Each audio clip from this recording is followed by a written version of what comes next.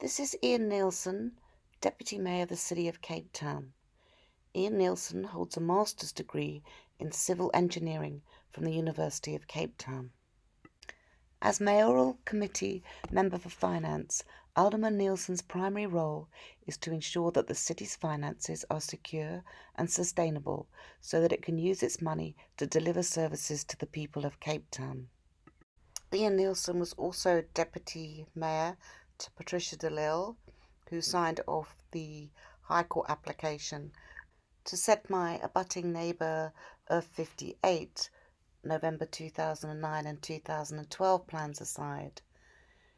If he had met with me as I'd desperately requested, he would have seen that the 2009 drawings were in fact an engineering impossibility to build. He would have also seen that his colleague's statement saying that the as-built building as it stands now was built to a 2012 plan was actually not true, which is very unfortunate for the City of Cape Town.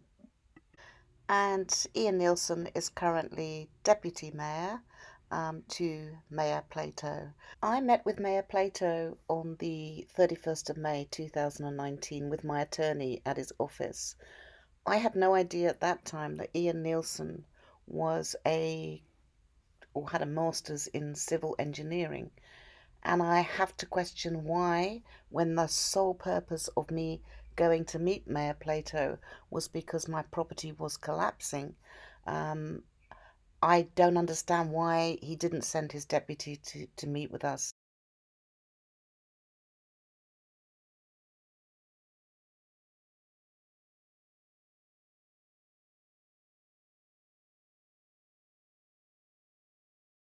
Okay, shall we proceed? Sorry, thank you. Okay, my name is Martin Fitzhugh. I'm an advocate. I'm the chairperson of this Valuation Appeal Board. With me is Mr. Mohammed Issa, who's an attorney, and Mr. Neil Wiggins, a professional valuer, and we're dealing with a property in Buckhoven owned by Christine Phillips, CCT 0121086. 57 Camps Bay. Ms. Phillips, okay, let's start with you. Introduce us to your team, please. Okay, Attorney Barry Varkle. It's Barry, B-A-R-R-Y, Varkle, V for Victor, V-A-R-K-E-L. Okay, and then Mr. Jerry Magolius. Ms. Phillips, and then the other gentleman. Richard Whittaker, W-H-I-T-T-A-K-E-R.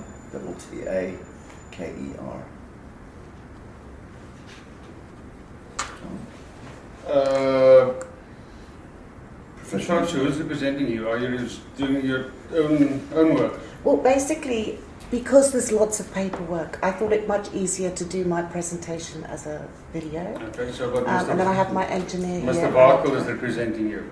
Mr. Varkle, correct, yeah. Okay, and Mr. Magolius' role?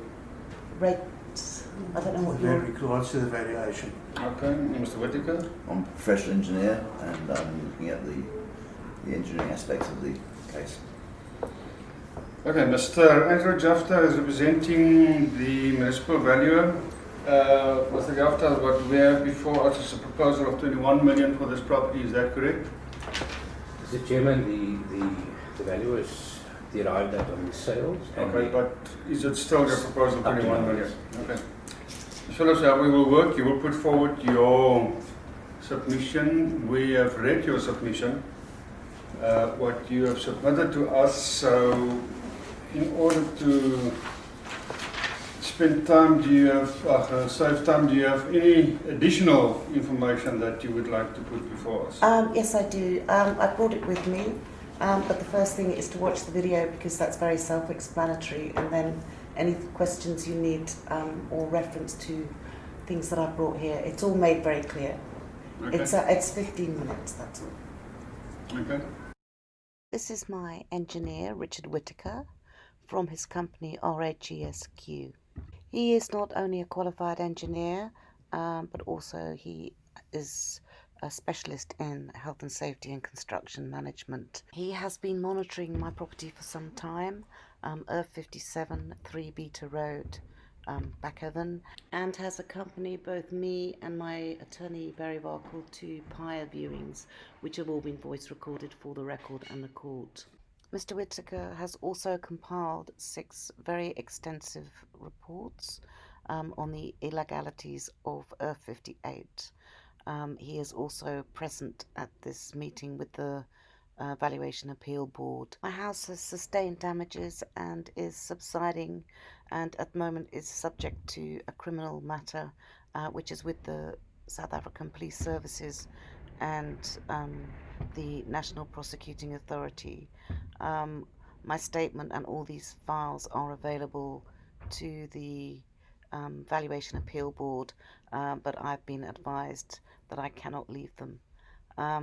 And also Santam Insurance have also refused to pay out the insurance for my damages, citing that the excavation and removal of lateral support by Earth 58 is the reason for the subsiding of my house. And a second engineer, Jan Molinaire, has written a confirmatory statement confirming that he concurs with Mr. Whittaker's reports and with the comprehensive report from Town Planner Mike Smith. This is Barry Varkle, my attorney. Mayor Dan Plato and the city attorneys are refusing to meet with us to go through the evidence of corruption.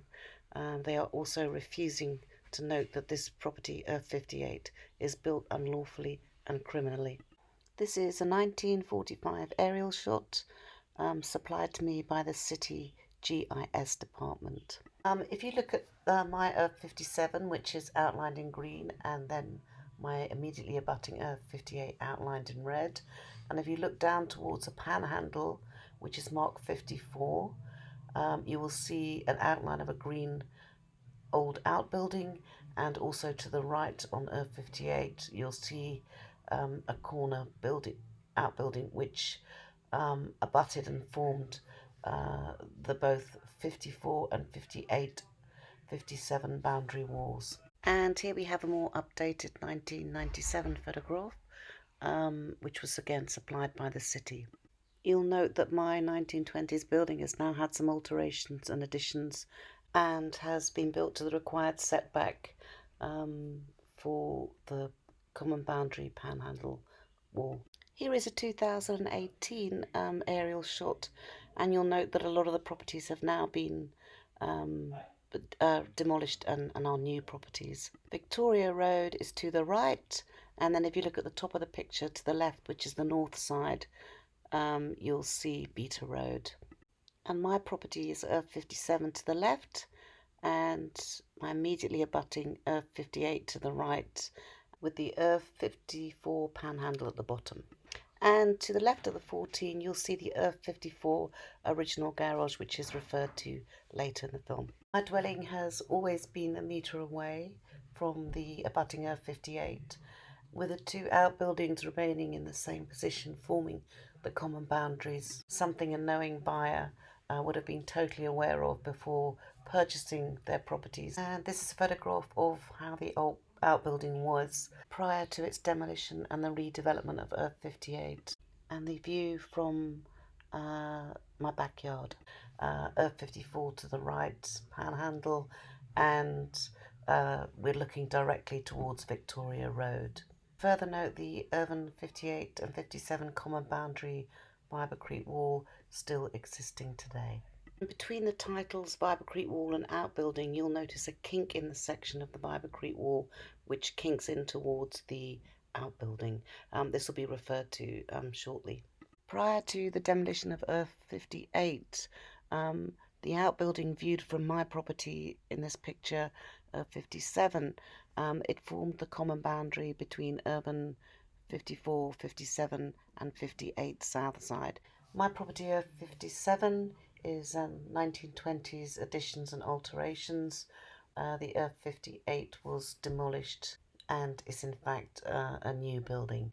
You will see that my dwelling has been set back from the common boundary wall, but the 58 building has actually built over and into the common boundary of 54, which is described comprehensively in Richard Whittaker's engineering report. And I've circled in red where the original Earth 58 outbuilding forming the common boundary wall to the 3 Irvine would have been if it had remained. If you look inside the red circle, you'll see what looks like a wall has now been built inside the Earth 58, which is a new vibrecrete wall. And the foundations of the old outbuilding that formed the common boundary, you'll see that the vibrecrete goes in at an angle towards the property. This is actually where our boundary was originally before they demolished this outbuilding unlawfully. The kink that I referred to earlier in the film. Look to the bottom of the vibrecrete wall, you'll see that the vibrecrete wall is coming away and falling into the 58 property. And this is a shot of the vibrecrete wall to the left, taken from standing in Earth 57, looking directly towards the Earth 54 panhandle. And I've circled in blue the washing line that was attached to the outbuilding before it was recklessly demolished unlawfully. And I've left this as the developers have left it for the impending criminal matter and court inspection. Irvine 58 is unlawfully built into my property. There are at least 3 different retaining walls.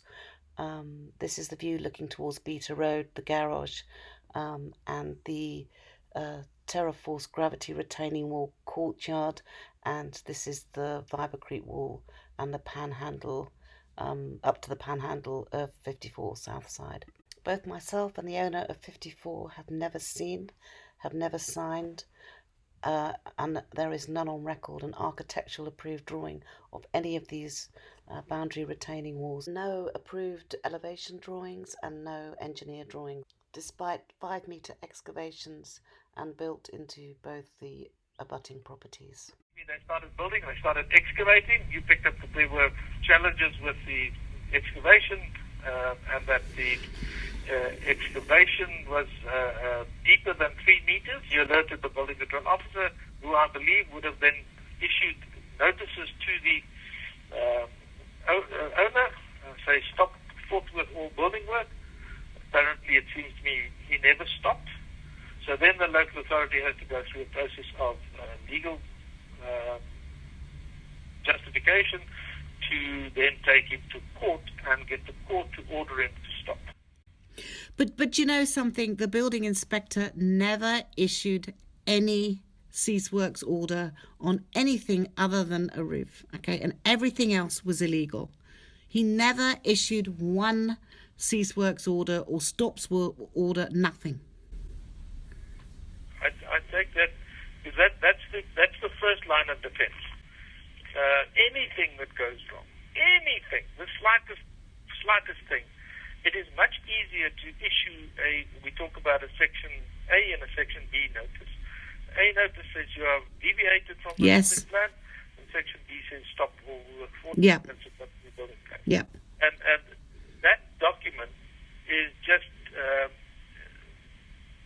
puts a peg in the ground, and that becomes your founding document when we go to court, maybe 6-8 months later.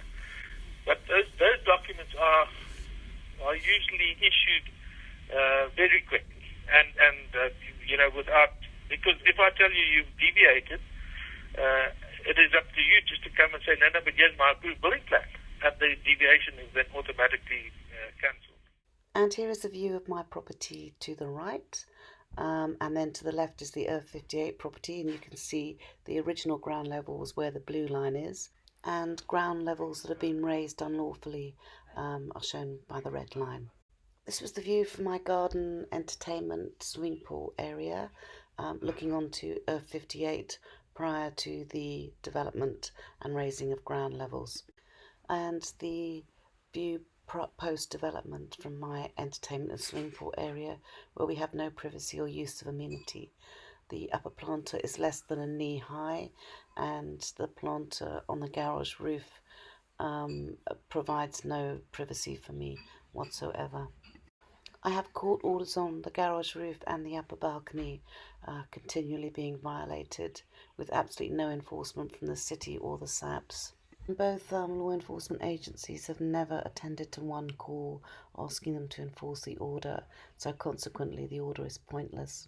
So walking up the garden towards the entrance of my dwelling, the garage roof has some steel structures on them covered in sort of fake hedging, and you can see the gum poles in between the garage and my boundary wall. This vista does not only devalue my property, but these structures are very dangerous in the high winds. These dangerous and unsightly screens have also been put on the Earth 58 swimming pool, directly opposite my swimming pool. I'm constantly being looked at by pool maintenance and the gardeners, meaning I have no use of my downstairs amenity. Without any warning, on the 25th of November 2019, a new satellite dish was installed, raised on the garage right opposite my swimming pool deck area. Not only is this unsightly, again, it's very dangerous in the wind, and it devalues my property. The court order says, and also the approved plans, that there must be no access from the ground floor to the basement garden area. This is constantly being violated, and as I've already said, there is no enforcement, and you can see how easy it is to slip through the balustrade. This is a loading of gas bottles into an unlawful gas installation, which has gone into in Richard Whittaker's report, and it is right opposite my downstairs bedroom window, where people are constantly looking into the bedroom window. So subsequently, it's meant that we've got no use of our downstairs bedroom area. Many guests have been quite frightened by just suddenly being looked at with no warning, any time, day or night. So we are in the process of changing this into a study, meaning that my dwelling now only has 2 bedrooms. On the 28th of October 2019, Richard Whittaker did a site inspection at my property and that of Earth 54, where we took some video and stills, and this is what follows. It looks like that wall is moving away from the end of those 3 beams, but the gap's definitely wider than it was before. But there's 2 scenarios. One is that wall is moving away that way. The other scenario is that everything is moving that way. There's no real reason why that wall should start to subside, but there's good reason why that end of the house should subside, because of the neighbour's building works. So if this whole thing is shifting like that, and this wall remains where it is, that would pull those beams that way with it.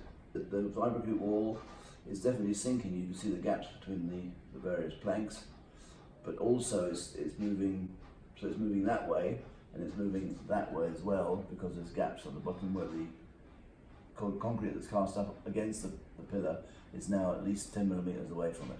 Some sign of subsidence there. The old vibrocrete fence that's painted in the beigey colour is showing signs of leaning, again where the pillar was against the cast concrete. You can see a gap, but there appears to be no substance in this direction, only that direction. And this is the vibrocrete wall seen from my side to the left, Earth 57, and to my neighbour's side to the right, Earth 58, where it clearly does not look happy. This is the quality of water coming from my taps, which is currently under investigation with the City Health and laboratories. And as there are no elevation drawings of any boundary retaining wall, we've no idea where the groundwater's going, and the city refusing to allow me to see plans, we've no idea what's causing this. So I find that quite bizarre. I mean, this, for example, well, you can see for yourself, I've put all the earth numbers here. Sorry to interrupt you. I think we should stick to what we're here to do, is to look at the valuation of your property. At this stage, you are referring us to the valuation of other properties. Okay. Am I correct? Well, they are certainly very different to my properties. They're brand new, and so mine's if you old. refer to valuations of other properties, do you expect the board to believe that the valuations of the other properties are correct? You would have to ask an expert on that. I'm giving you a layman's point of view. I'm giving you the fact that my neighbour has a 3-storey building, and it's been valued at a few £100,000 more than mine, and it's brand Respect, Advocate Victor, we're dealing here with a just and equitable situation. So she's saying that what she told you now, what the video has shown, that it's definitely not just and equitable based on what she said. But if you say it's just and equitable, you are then going from a premise that the other valuations are correct. That they are correct. No. So why do you compare it? I'm saying the entire area could be incorrect. You could have valued everything incorrectly, which would mean that you'd actually have to go back there. Okay, so let's accept for a moment that the city need to revalue those properties, that they're not correct. What would your point of view be then? Well, then you must go back and you must look at everything that's gone on. How does it affect your client's valuation? My client's, my property is in a state of collapse, sir. It's my life's work. It's all I have. And at the moment I have to go through a court process. I've had death threats phoned into the Sunday Times because I'm exposing corruption. But sir, I'm sorry. My house is collapsing. I don't know what else to say. I can't even get... Okay. I don't even know if I could get anything for the plot because everything's sinking. The point, Sir Victor, is that the property, as it stands right now, is not worth what Mr. Jeffter said it's worth. That's the point. Okay. So he's saying he took it down from 22.5, 21 million, and he did that because of certain alleged dilapidations and depreciations, but to take it down from that amount is just incorrect. So we're saying his valuation is fatally flawed because of everything that's been raised here. He didn't actually apply his mind to the exact situation of where this property finds itself in. It's all good and well looking at sales and everything else, and Jerry, Mr. Margolius will address that in his presentation, but we need to look at what the property is and where the property finds itself right now. And the property which finds itself right now is a property that's in a state of collapse, a property that's not what they say it is in terms of the number of rooms, in terms of what it is. And it's not a property where you can compare it to these brand new properties which surround it that are basically state of the art and spanking brand new. It's just impossible to make those comparisons. So this is really the point of what we're trying to say. It's not fair for this property to be valued, as what Mr. Jeffter said. And there are other elements as well that I think we should now move on to Mr. Margolius' presentation and he can deal with it. Okay. Just before we move on to what Mr. Margolius will tell the board, you and your client says that the property is in a state of disrepair, state of collapse. Mm-hmm. I understood the video, it was basically the area just next to where the basement were excavated. And I've also looked at, and I did look at the video previously, it's on YouTube, where so I say the top beams looks as if they are moving away from the wall, or the wall is moving away. So would you say that the total building is in disrepair? Total building is in collapse? The whole building is moving, that is for sure. The one picture we didn't see, and maybe Ms. Phillips should have included that, was the cracking in the ceiling. Yeah, but I've sent them all to Angela. So and I've got video. The cracks are not isolated. There is definitely movement of the subterranean support, and it's causing the house to move. Yeah, I've got it. There are some other photographs here. You've got the wrong which photographs, Yeah, Angela. yeah. If we can hand this in. I did give them to Angelo. I sent you the pictures that I took. You didn't take any pictures of the underneath of the swimming pool. You didn't take any pictures of the outbuilding, behind the outbuilding. You haven't taken any pictures of the surrounds of my building. I've got plenty of those if you want them. I didn't want to make the video too long. I'm sorry, but I've got plenty of photographs. The outbuilding connecting to the panhandle is collapsing into All those 54. I've photographs. got the video here if you want to see it. Those photographs. Mr. Margolius, how would you value this property? Mr. Chairman, I think with respect, sorry, that Mr. Whittaker must give his evidence first, Okay. and then I will. It's in your hands, Mr. Bartle can decide. Mr. Whittaker, would you like to address the engineering aspects? Oh, sorry, I thought I was going to answer questions, not present the presentation. Just give us a simple overview. The video you've just seen shows excessive excavation and in some places collapse of soils within the excavated area, and these excavations were not done in accordance with the paltry drawings that were supplied in terms of the engineering drawings available. And also it created an impossible situation whereby excavation was made on the boundary line, and if you are to rely on in situ material keeping its stability over a height well exceeding 3 meters, without falling, without any sort of collapse at all, or without encroachment on the neighbouring property, then I'm sorry, it's totally impossible. So my interpretation is that with the removal of the support, there has been movement of the house. It's as easy as that. If you take away, and in fact that's backed up not just by me, it's backed up by the insurance engineer as well. He says in his report that they're not paying because there's exclusion in terms of loss of support and excavations. So he's saying too that these cracks are caused by movement of the building, which in turn is caused by removal of support.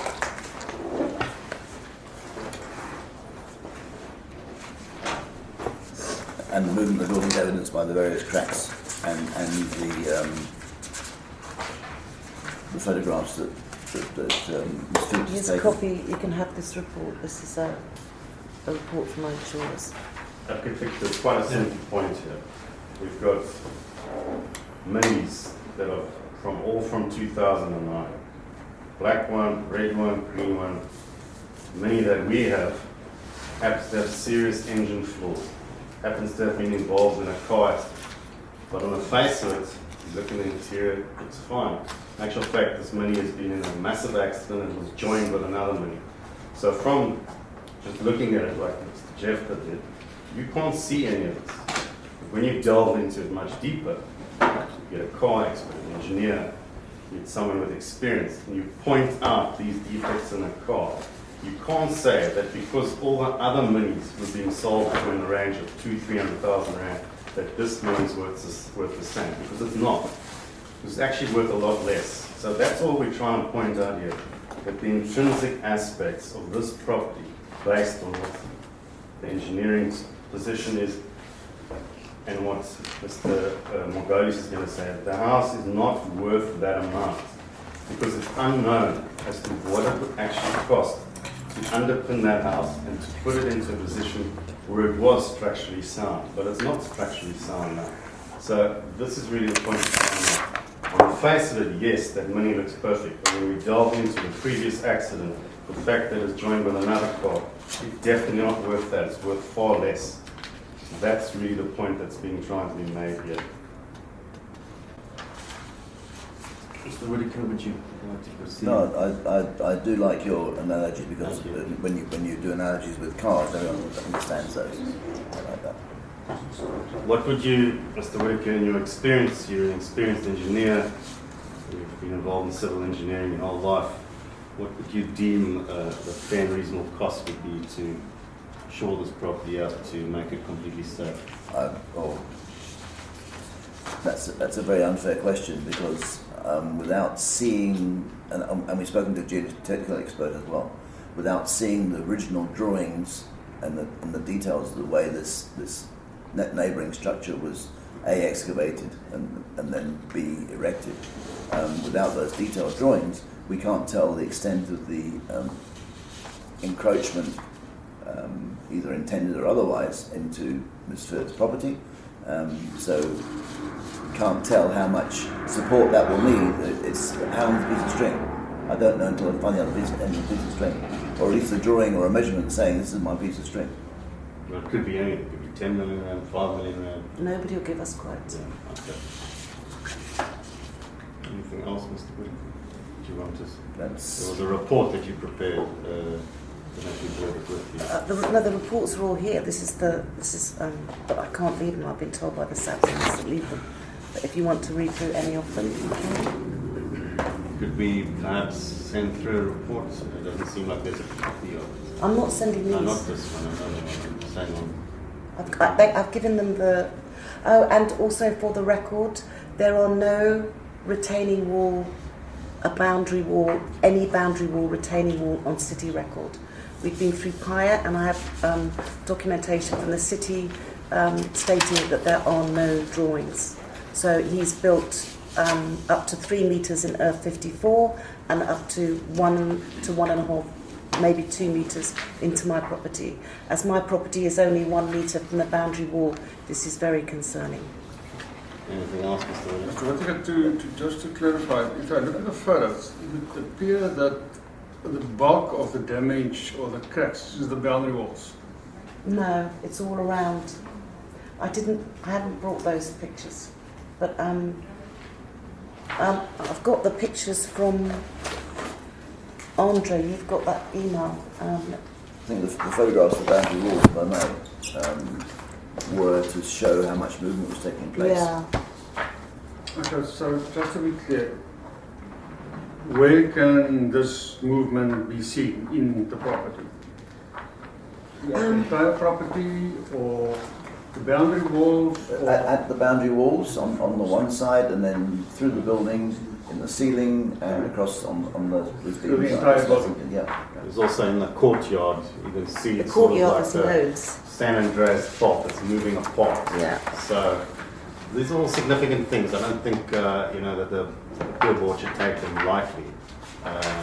This is if the structural integrity of the property is impaired. Advocate, let me finish the point. The structural, if someone comes today and says, Ms. Phillips, I want to make an offer on your property. Now I know as a lawyer who's involved in the property industry, Ms. Phillips will have to disclose to the potential purchaser, sir, I have the situation where an engineer has said that the property is structurally unsound. If Ms. Phillips doesn't make that known, then she's going to be held liable for misrepresentation. Even if it were a latent defect, not visible, she'd still have to tell them. And that, Advocate Victor, could definitely affect the purchase price. Because someone's going to say, well, okay, it's in quite a high-end area, looks pretty good, but I don't really know what this thing is going to cost to repair. So that would dramatically affect the sales price here. So we're not going on a basis of your statistical algorithm of the sales in the area say it should be worth X, Y, and Z. We're saying, looking at this mini vehicle, it's damaged. You can see it, it is. We don't know what it's worth. So I think really that's the point as well. If you're going to go on sales, if you're looking at sales, then these factors need to be taken into account, because in a sales transaction, willing buyer, willing seller, buyer needs to know what these circumstances are. As soon as buyer either does a 180, turns on his or her heels and walks away, or buyer says, fine, what is it going to cost to restore this? Seller says, well, I'm not sure yet because the building's still moving. And if I were the potential buyer, say, you know what, thanks very much, I'll go look at something else. So I think that needs to be factored in as well. Also, all the door frames have moved, so all the water comes in. We've had to keep shaving the doors on the top floor and the bottom floor. I sent Jerry all the. He'll probably have them in his presentation to you. So all the door frames have moved. I mean, it's classic subsidence all over the window frames. I can provide all of these pictures for you. I was just frightened of overloading you with too much information. So let's for the moment, I think your attorney as well as Mr. Whittaker has made a point that there is damage due to the property and that's been caused by circumstances beyond your control. Mr. Whittaker, just a final question from the board in this regard. How does this situation affect the occupation of the property? Is it still safe to occupy it? It's safe to occupy. It's not the cracks are getting bigger, but they're not accelerating. They're not moving at a rapid speed. And then from an engineering point of view, can this be rectified, remedied? That was the point I tried to raise earlier. That underpinning may be the solution, but we need to know from the neighbours' engineering details and from their engineers what exactly was intended and what exactly happened. I think Ms. Phillips has shown that what happened wasn't certainly intended. But it would need a full-on assessment by a geotechnical engineer. I've already spoken to one, and he has visited Mrs. Phillips, and he is not prepared to give a quotation yet as to what, or a solution and b, a cost, because he hasn't got the information. But yes, everything's fixable. It depends how much you're going to pay. Also, you forgot to mention occupancy about the gas installation. Mr. Arnold's report. This is from my waterproofer, who's been doing my property for 12 years. So you can have that letter, because he also would not give me a cost on repair. I don't think I need to explain. You've got a very experienced valuer in your team, but what we are looking at is, what our task is to consider your appeal against the valuation of your property. Now, the city's got an obligation to value properties, and they do it according to certain approved mechanisms and everything. So, the city valuer will get an opportunity to indicate to the board how we arrived at the valuation of your property. So, if you appeal, then you have to give us reasons so that we can find that the valuation done by the municipal value is incorrect. So we're not here to value your property or anything like that. We are here to see whether the decision by the valuer was correct or it's not correct. Can be confirmed or not confirmed. So we eagerly await Mr. Magolia's submission. Can I just interject? Could I just ask Mr. Whittaker, just to do it on? Mr. Whittaker, so insofar as you're concerned, there was nothing wrong with the house, but for the excavation from the neighbours that caused the problem. If I understand correctly. Yes, that is in essence. Yes. Yeah. And the other thing that is mentioned in the video there, the gas installation, and I do not purport to be an expert in gas installations, but I reviewed the SANS code, and I came to certain conclusions, and I put that to a member of the LPG Safety Association in South Africa, and he concurred that the installation is not the standard, and they've included a roof on the gas installation, which is strictly a no-no. The SANS code says. So that in itself is creating a hazard to Ms. Phillips' property. Yeah, no. So there's another issue there that needs to be addressed. There are issues with you yourself as an expert. At this stage, you don't have all the information, you don't have any costs, nothing. And I assume there's a court case pending on this mission. It's a criminal. It's criminal. Yeah. Anyway, just to latch on to the chairman, Mr. Velkel, you as an attorney, the onus is on you to disprove. The emotions aside, we can carry on with. And so we're eagerly awaiting. Sir, I'm not emotional. It's my life. My life works, sir. We understand. I feel offended by that. No. We do understand that. I meticulously look after my house as any. I have the same man who's looked after it for 12 years. What I'm saying is we, as the chairman correctly pointed out, we don't value properties. No. We see the onus is on you. So we used to hear the expert as to. Okay. And we eagerly await. As far as we certainly don't stand unsympathetic towards any of that. I mean, we have heard numerous testimonies before us, people who will be losing their houses because they can't afford the rates. So sir, I have criminal evidence. I'm upset. We certainly share many people's frustration and everything, but that's this isn't frustration. Our task to do something about it. We have to look at the decision of the valuer and decide whether that's wrong or incorrect. So the fact that Yeah, let me stop there. Mr. McGonius, please. Jerry, thank Thank you, Mr. Chairman. Mr. Chairman, we are dealing with a problematic property. In summary, the building was erected in 1920 and will have heritage conditions, so it's not going to be easier knock down and rebuild, etc. In that respect, the house has been refurbished in varying degrees, which I observed, and mainly it's been the bathroom and kitchen areas. And it's been tastefully decorated, and it's a nice house to walk into. It comprises of 3 bedrooms. As my client mentioned, 1 bedroom now has become unusable due to privacy problems. Proper bathroom, lounge, dining room, kitchen, study, television room.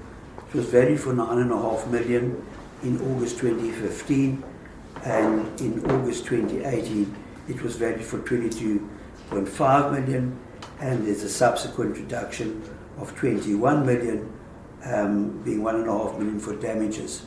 Unfortunately, I've got no idea how that $1.5 million arises, where it comes from, having heard the evidence of the engineer that it's not easily quantifiable, and I understand that to be the situation.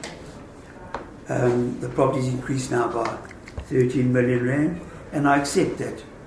We can't turn around and say, well, the GV 2015 valuation is the basis, but it is a 137% increase. 58 Victoria Road then came and was built, brand new state-of-the-art dwelling.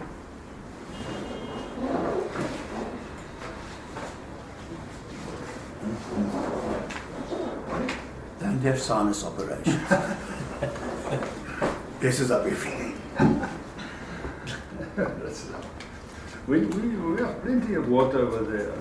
That's a big bottle. It's okay, when I saw it was coming up. Yeah. I don't know what to do. Yeah, I know, I just suddenly thought the same thing. Definitely not the water that is on the video. The house was built 3 bedrooms, basement level very deep. One of the pictures that you actually saw, which I observed, I've only seen the video this morning, I didn't go onto YouTube, but you can actually see there's a tractor gate virtually underneath the foundation of that property in the one picture. So that's already was an indication as to what's trouble.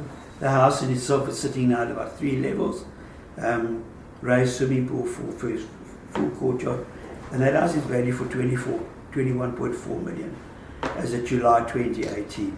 You couldn't compare the 2 houses even if you wanted to, in respect of municipal valuations, which are deemed to be market valuations.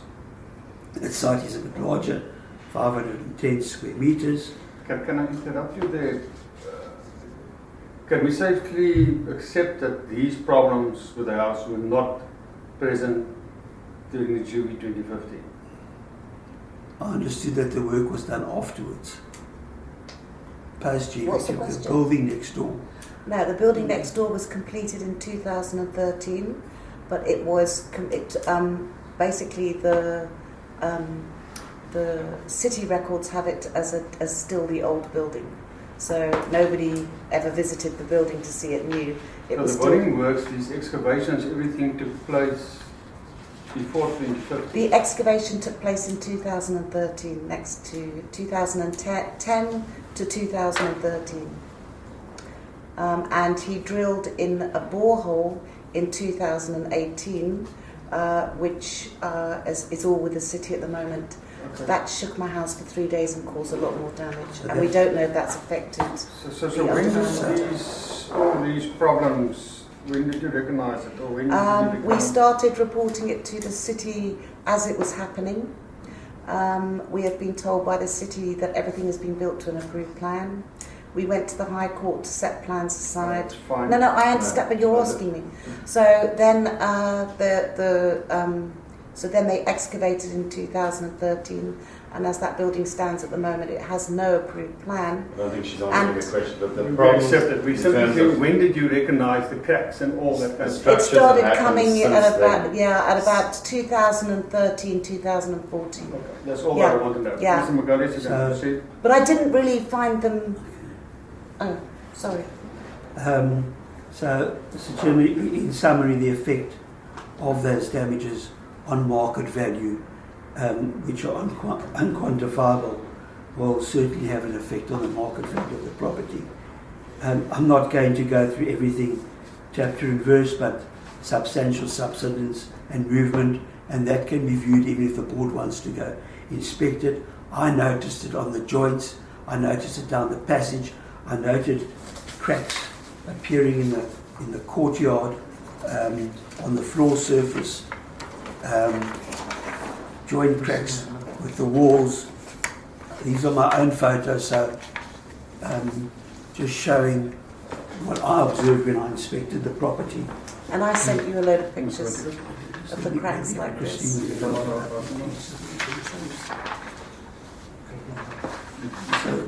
So those are my own photos that I took.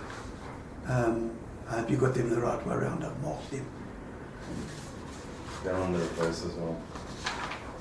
And what are the ones that you have marked? Is that correct? Yeah, I've marked them with red little arrows, so you can just see. But it is noticeable on the floors. It's notable on the stairs in the courtyard. You've got a gap going up. There's definitely movement.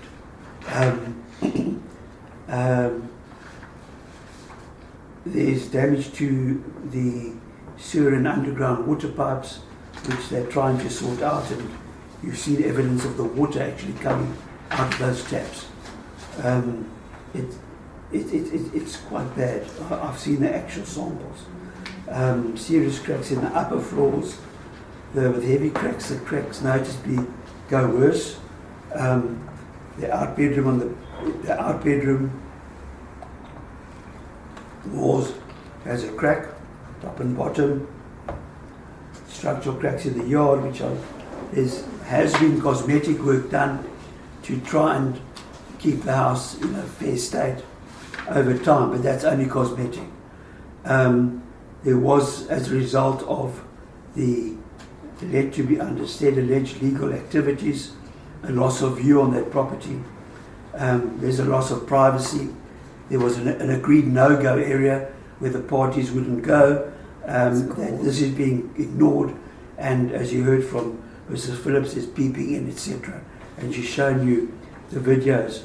The property is built at an elevated height, so it's much higher than the subject property. You've taken note of the reports by Mr. Whittaker, Mr. Smith, the town planner, and Mr. Jan Molino. Mr. Chairman, on the 21st of October 2019, my client received a letter from the City Council which said in one of the paragraphs, further your client's property is in a poor and dilapidating condition and is desperate need of repairs, which primarily resulted in the valuation of the property. The cost to quantify the damages I've mentioned, there's no approved plans.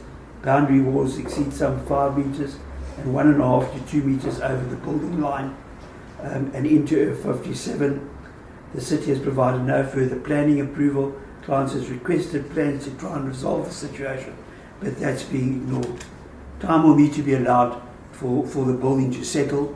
It is being measured, it is being watched with that regard. Clearly, there is subsidence appearing on the property, which will be noted by anybody. Sorry, can I interrupt you? I just don't want to lose the momentum of something. Until when do you anticipate should be waited before one can? That's beyond my expertise, Okay. but it's measuring, and it seems to go all the time. Okay, well, So eventually, so it will have to settle. There's no timeline on it. I've tried to ascertain that. I asked my client to ask the engineer if the comment got I'm mad, how can I expect an answer? But it's visible, measured exactly the way one would watch it all the time. And of course you don't know what's underneath until one has the building plans, which unfortunately there's problems in getting. They don't exist. So if you put it the other way around, on the date of valuation, it was not settled. It was not settled. So it was a fact that then it was moving. It We don't continues know to for move. how long longer. And, okay. It continued to move. And it started as a result of the excavation. Yes. Okay. And I complained to the city at the time. It's all in writing. Let me finish, please. Otherwise you're going to disrupt my momentum. Sorry. I understand from Mr. Jafta that there are, and I've seen myself, that there are limited sales in the area. Despite the reduction post the valuation, I can't understand the basis of A, arriving at the 21.5 million, and B, or the 20 million, or B, what the 1.5 million represents. The houses referred to by Mr. Jafta will certainly command a superior elevated view going over the sea in a westerly direction. The properties in the panhandles, the advantage being that while vehicular access is off Buckhoven Road, in other words, you've got Victoria Road, and then you've got Buckhoven, Peter Road, and you've got panels in a house that you saw on the aerial photographs.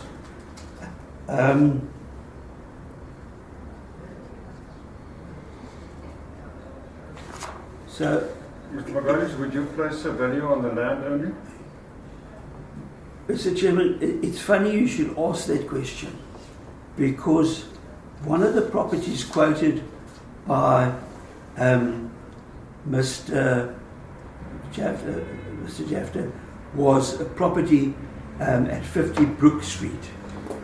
50 Brook Street is a dilapidated house.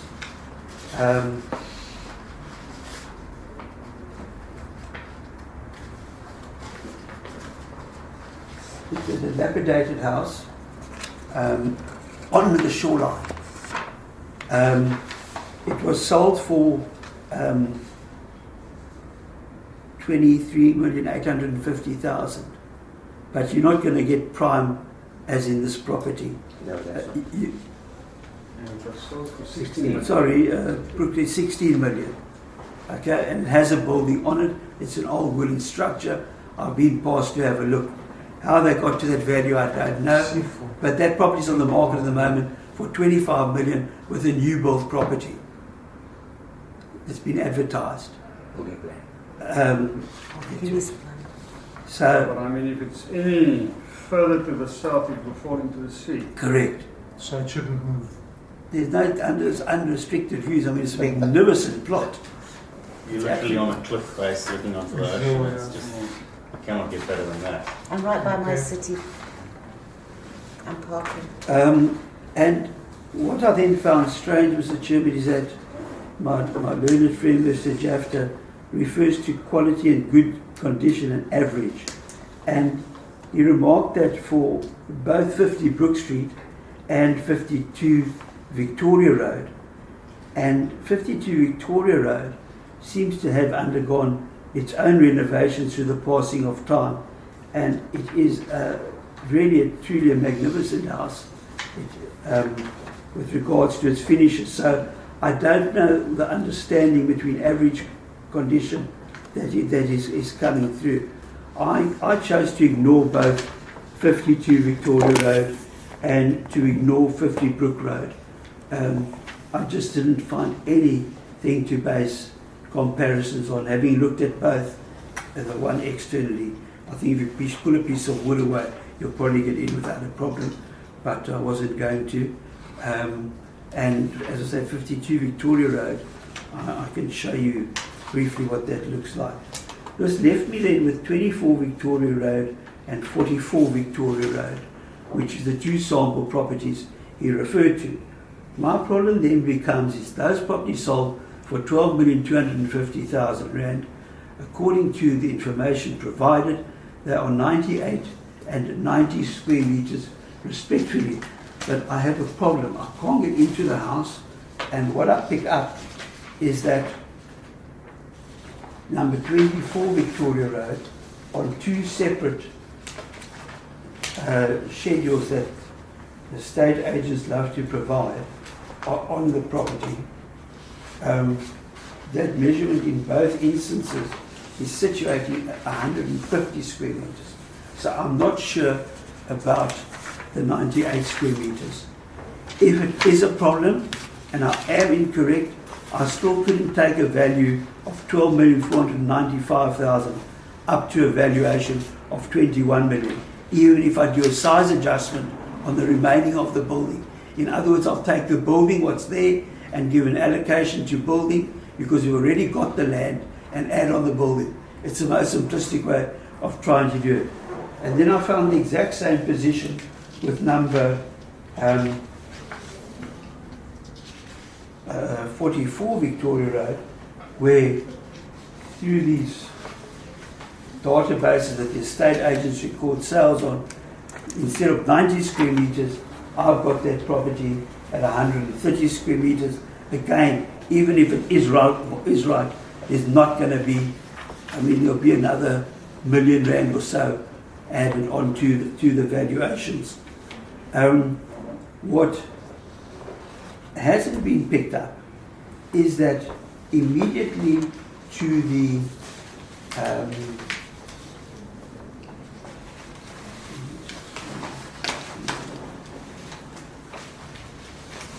immediately above Victoria Road, and we deal with historical sales, so I wouldn't be out of line.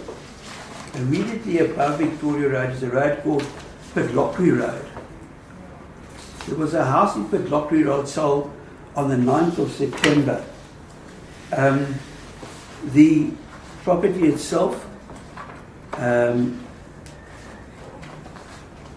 I know the property, I've been into the property when it was at the time of sale. It was sold for 11.3 million. Comprised a lounge, dining, kitchen, built-in cupboards, 3 bedrooms, bathroom, and suite. There's a double garage, swimming pool. The property is situated in Buckhaven with majestic views from both the upstairs and downstairs bedroom. It's an average family home in fair condition with a small basement downstairs. The house is parallel, as I mentioned, and it has exceptional views of the seafront. I've taken a picture from the front, from the seafront, and is that now not telling us that, I think that house was 400 square meters, is that now not showing us that the subject property is being overvalued when you start looking to houses within a very small area?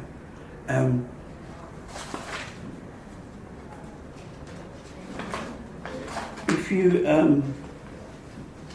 so to conclude, Mr. Chairman, I can't justify the basis. I can take value up, but I can't understand how the 22 million comes about, or the 21.5 comes about. And even if my valuation was sitting at around 15 million, I know my client talked of 12.5 with the objection, there's still a big unquantifiable difference. And take off the 15 million, my client's appeal doesn't sound out of line if you look at those numbers. The board's question would be, if I, as a prospective buyer, approach your client, what would her responsibilities be? She would have to disclose all those defects, and that's going to mean finding the buyer who's going to take a risk. Whether that risk is going to be 25% or 50%, I don't know. But Mr. Chairman, you're welcome to go and do an inspection later and tell me if you want to buy that property and look at the risk that you have in purchasing it. That is the big question. And we can't know. It's a gamble. It's a gamble. It's a very difficult property to value. But when you look at that property in relation to what has been sold and what's been utilized by the value, you can't take Brook Street. You can't take 52. You're left with the 3. And a house right across the road for 11.438 is sitting right there. So there must be a ceiling to the value. It's certainly not in the 20 millions. Because then, with due respect, your proposes a variation of 15 million. I didn't understand that as a very convincing proposal. I understood that when I did the adjustments, added on the extra building to the exterior, that taking the samples that we have here, I added, if the buildings appear to be smaller, then of course there would be more building, and one would need to adjust those valuations upwards. And in doing that exercise, I was looking at approximately 15 million.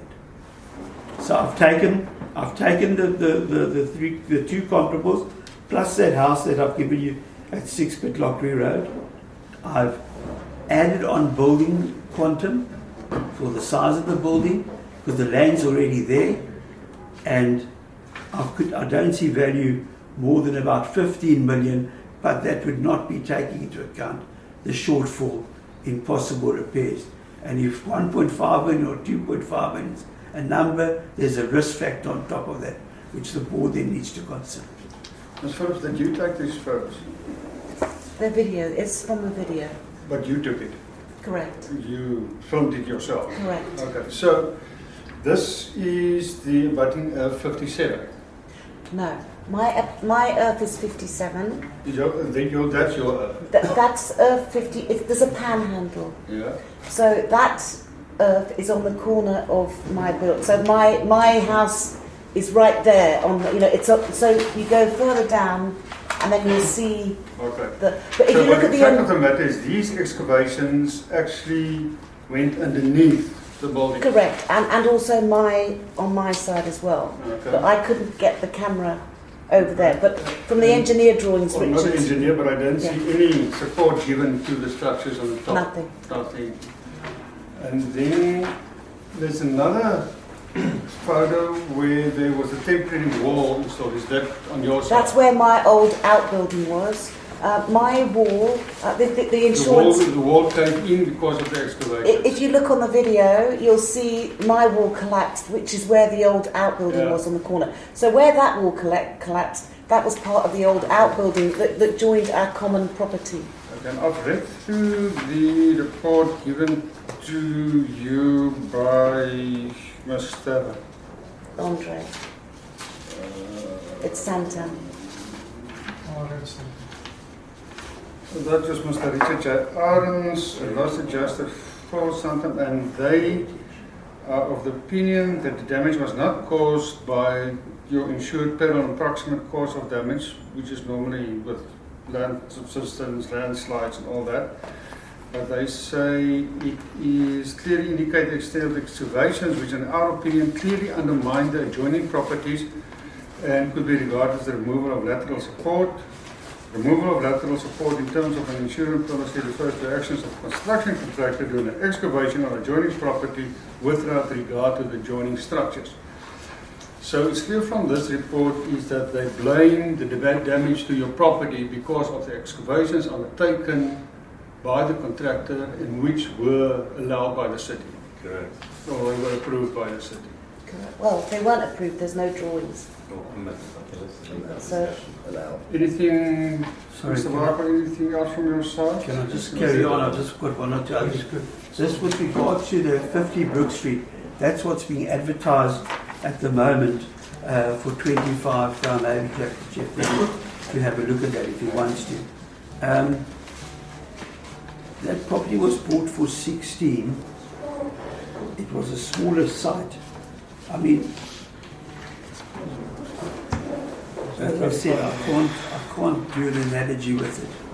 I would probably take it down maybe 20 or 30% as a locational adjustment, and then it would be there could be maybe to add it on a depreciated replacement cost of the building to try and, if you wanted to try and get to that, but I can't see it coming to more than, don't know how it gets to these figures. But Sorry, say that again. What is this? That's a that's listing. a number It's an asking 50 price. Brook is what they're saying. They're going to redevelop that site and they're going to put a building on there for 25 million. Okay. Now compare that 25 million to the 21 million of an old 1920 house. Okay. Look at that versus You know what this board feels about listing and the density value thereof. So. I'm still waiting to find out with the policy. Anything else? The policy document. Anything else, Mr. Barker? Anything else from? Mr. Whittaker, would you like to say anything else? I made a flippant remark, and as an owner of a heritage building in Mossel Bay, I should not make it.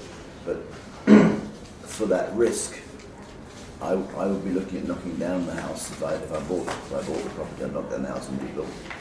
I know it's a heritage, but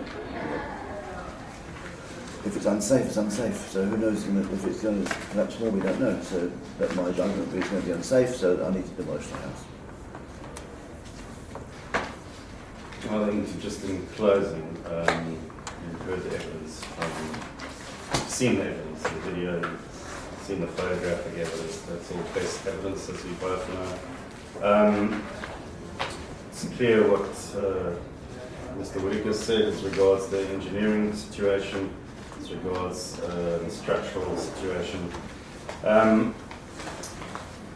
Just to sum up, Mr. Margolis explained that, essentially comparing apples and pears, and the only property that's really comparable would be the one that was sold for 11.3, that the Lockery Road property. So just on that basis alone, and ignoring the structural defects, the structural problems, that would be more or less in the region of what this property is worth. Now, as I said earlier on, at the beginning when I addressed the board, if we look at, once again I'll use that mini example, the car is damaged. You can't see it. Just like this house is damaged, you can't see it. You have an expert telling you that it's damaged. So in the sense of the willing buyer, willing seller, my client would need to take the willing buyer across the house and point things out. Look at that, there's moving, there's all these cracks that are appearing. This is what happened next door. Sometimes says that is the case. The engineer says this is the case. So just based on that, the sales value would be extremely diminished. Now, to get to a bottom line amount, my client said that the property should be valued at around 12.5 million. In the appeal forms, Mr. Margolis says 15. So I would say, to be fair, still with this huge question mark of this unknown of what the repair cost to the structure would be, I think it would be only fair at this stage to have a value of somewhere in between 12.5 and 15. That would be more or less the realistic value of what this property is right now as it stands. So forget about all the sales, forget about all this other statistics. Look at one comparable property, the Lockery Road, look at what that sold for, look at the inherent defects in this property. It can't be more than 15 as the highest price in that ceiling. That's really our submission. If there's anything else from Mr. Whitaker or Mr. Margolis? Just from my point is that where I am completely helpless is that my insurance won't pay and my house is collapsing and there is nothing lawful about the property that's caused my damage, and I find it completely unbelievable that I could just be left. Okay, but that's another separate. But it's everything very, Okay, so that's really where we are as a conclusion. I think the board can see it's way clear to get to a bottom line as to the way we've represented the case. I don't know if there are any questions, perhaps, from yourselves. About that. Sorry, you on the 15. I thought you, so Jerry, on the 15 million. I thought you excluded some of the risk. Oh, sure, 100%. So there's still an adjustment from the 15 downwards, but you don't know what it is. 100% correct. And then you said there's a ceiling which should be the 11.3. Well, I said to you that if I adjusted, if I take that 11.3 house and I bring it down the road, then I've got to adjust it, and even if I add on that location adjustment of 5%, because apparently I think it's got a gate that leads to the beach. But be that as it may, if I take it down with a location adjustment of 5%, I've got to adjust it back again because it's a much bigger house. Okay. So, are you with me? I take it up. So is your answer still the 15 after that calculation, No, or is it closer to the 11.3? I'm saying I'll put that housing back at 11.3 in relation to it. But if I look at the comparables that's given, I've done the adjustment. It's somewhere around 14.5, 15 million. That was my opinion. I wasn't sitting at 11.3. Okay. But it shows you how the 11.3 is certainly indicative of a ceiling. and it's a bigger house. The 11.3 is a bigger house. Yes, it's 400 square meters and in much, much better condition. So after all said and done, what I'm missing is why is the subject property 50? Because I did an analysis on the top two sales. Which top two sales? The valuer's top two The sales? top two sales of the valuer. Yes, yeah. I took those up because of the extent of the accommodation. Okay. Okay, so that is actually your So that's where I'm another sitting benchmark. without the. Okay. I've got the two benchmarks. Okay. In yeah, other yeah. words. Okay, now it balances. Yeah.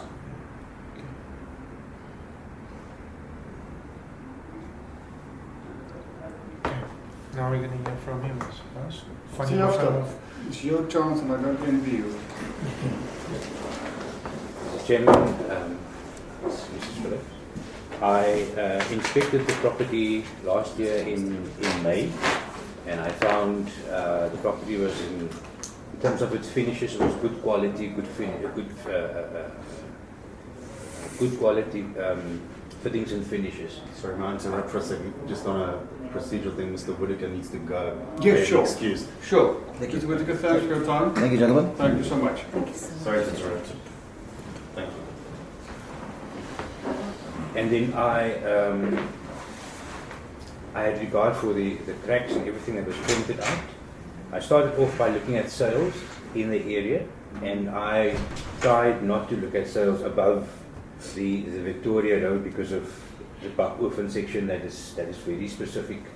I know there are bungalows and conditions on the bungalow area, so I tried to focus on that section only. The sales that I've listed, Mr. Magolius and the appellant has, there were two that I had 98 square meters and 90 square meters of dwelling extent. This was information available to me. I listed the 50 Brook Street one because I went there and I wanted to see what sold at 16 million. It's right on the sea, but it's a timber type structure that's really not of any consequence at this stage. When I looked further, I found that, as Mr. Golis pointed out, that 50 Brook Street is currently advertised, offered at 25 million, with approved building plans. So that is besides the point. I'm just mentioning it to you as it is.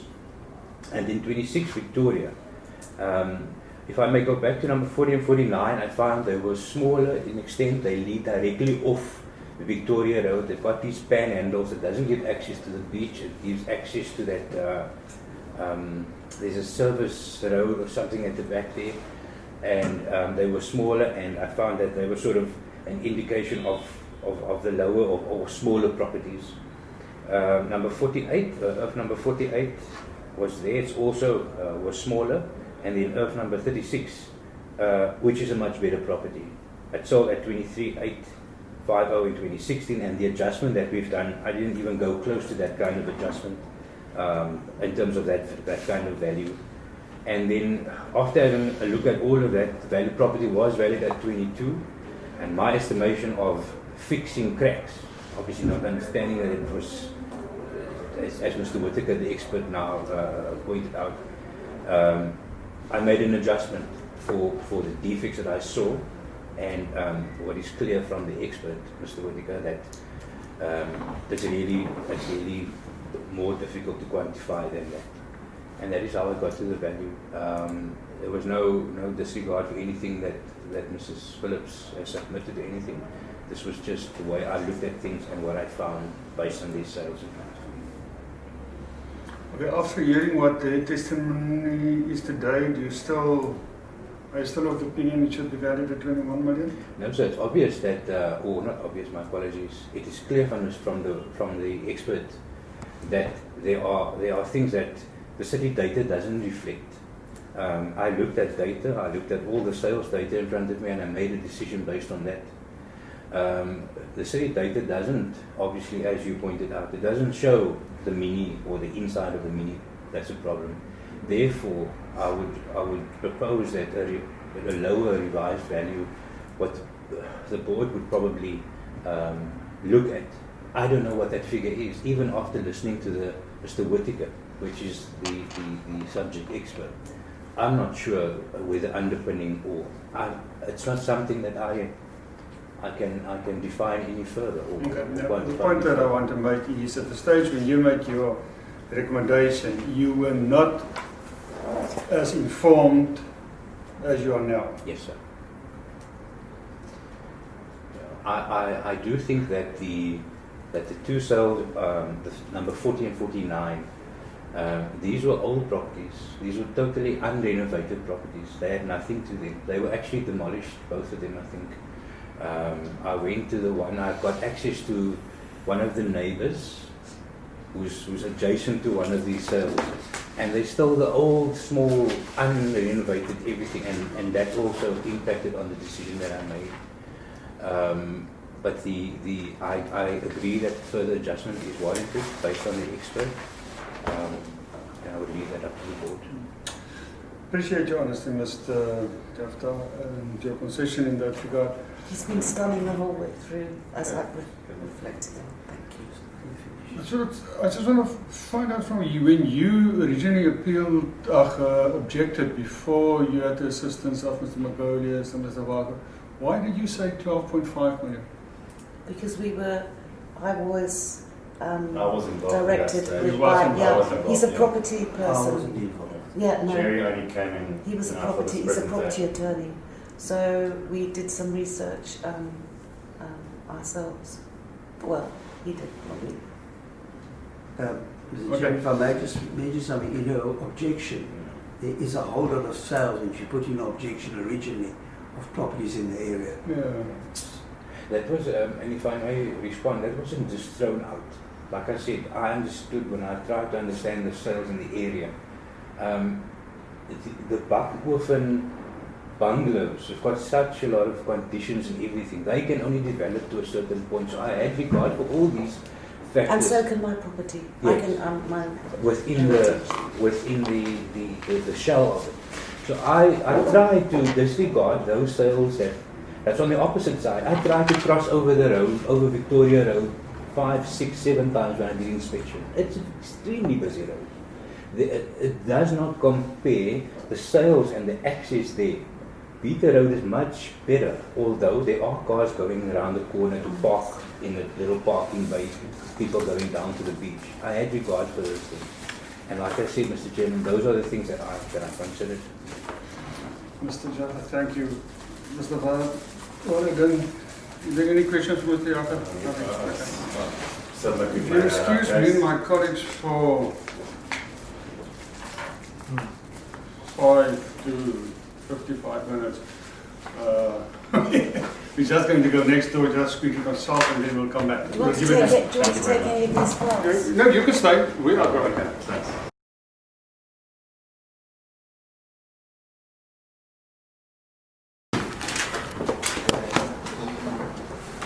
Okay, you can put forward. Thank you so much, ladies and gentlemen. Philip, thanks for bringing this matter to our attention. Thanks for the way in which the appeal has been done. Thanks, Mr. Barker, Mr. Magolius, for your assistance. Mr. Jafta, thank you for the role that you have played. In short, the board has considered this matter, and I think we certainly see it as what we call sui generis, one of a kind. We also think, okay, if we go to the willing buyer, willing seller principle, we go into the mind of the buyer. If any of us goes there and says to Ms. Phillips, okay, we're interested in buying this property for you at 15 million, 12.5 million, 21 million, and she discloses as to what happened, shows us the videos, everything, I will simply take my suitcase, whatever, and move on to the next property that's for sale. So that's how we say the willing buyer is. We also take note that you are engaged in other legal matters. So I think something would come out of there. Probably you get and I hope that you get the decision in your favor, and some compensation would be at the order of the day. The problem that we have is that we all agree that there's major problems with the property. There is problems that, according to the experts, was brought about by the excavations. But the problem is, how do you quantify it? How do you put a value to that or amount to that problems? What is it going to cost Ms. Phillips to bring her property in the same pristine condition that it was before the excavations? 5 million, 2 million, 3 million? We don't know. There's quite a lot of stuff. I don't even think Mr. Magodius can say that for sure. And as the board said, and I said with all respect, I think even his proposal of 15 million was done half-heartedly, not wholeheartedly. I mean, for the simple reason that he can't tell the board this is what it's going to cost to address these problems. So the board is going to take a strange decision today, a decision that is probably the first time that we're going to do this, but I will explain. We are going to leave the valuation of the property as it was in 2015, on 9 million. In other words, and then tell the city that the moment when all the problems have been sorted, if the cracks have been completed, if everything, then the property must then be put onto a supplementary valuation. In other words, when Ms. Phillips' property is reinstated to what it was before the damage of the excavation, then it will have a value again. At this stage, I think it's impossible for you, it's impossible for Mr. Magodius, or very difficult, or even for us to assign a value on this property. Because you don't know. You don't know whether the repairs and the maintenance and the renovations is going to be 1 million, 5 million, or 10 million. And therefore I don't want to, they say, come to some kind of artificial method and say, yes, we say 11.3, the board wouldn't say on what account are we going to see is 11.3. Don't say 15 million on what account, 21 million on what account. So that's why we rule that the 2015 valuation remains as is, and the moment when the city is aware that that's been resolved, it then be put onto a supplementary valuation. Are you happy with that, Mr. Jafta? You're fine. Ms. Phillips? Thank you so much. It's a pleasure. Now, in doing that, I mean, is basically we look at your problem, which is a strange problem, and we think in the circumstances that probably is the best solution. We thank the board for being taking a realistic approach here. Thank you very much. Okay, thank you so much. Thank you, sir. Thank you very much. Thank you. Then I got my municipal rates bill. Account summary is at the 21st of February 2020, and this was due in March 2020. And it basically stated what was agreed at the Valuation Appeal Board hearing, that my rates had gone back to the GV 2015 valuation. The VAB judgment was emailed to us on the 28th of April 2020. The judgment said that the allegations by the appellant, which is me, regarding the city's authorisation of the excavation on Earth 58 should be investigated, as well as the resultant impact upon the structural integrity of one or more of the abutting properties. A realistic and reasonable valuation of the property would only be possible if the aforesaid has been addressed. That is, a value can only be determined if the costs are quantified to remedy the structural damage and its consequences. The latter amount would then be deducted from the valuation of the property based upon suitable comparable sales and other relevant factors. In light of the aforementioned, it was the board's unanimous decision not to confirm, revoke or amend the valuer's decision, but to direct that the 2015 GV valuation should remain in place until such time as to when the above-mentioned concerns have been addressed, or 30th of November 2020, whichever date occurs first.